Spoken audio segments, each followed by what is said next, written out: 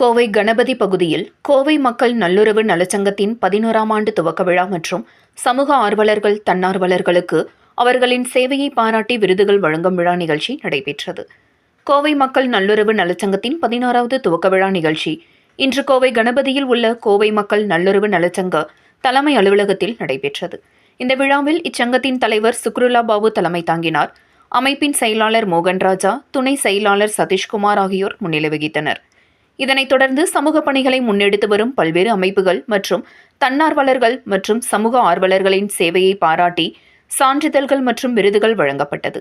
இதனை சிறப்பு விருந்தினர்களாக கலந்து கொண்ட கோவை மாநகராட்சி 31வது வார்டு மாமன்ற உறுப்பினர் வைரமுருகன், ஜனாப் ஜாபர் அலி, ஜனாப் தாஜ் முகமது, லால் பாஷா ஆகியோர் சான்றிதழ் மற்றும் விருதுகளை வழங்கினார்.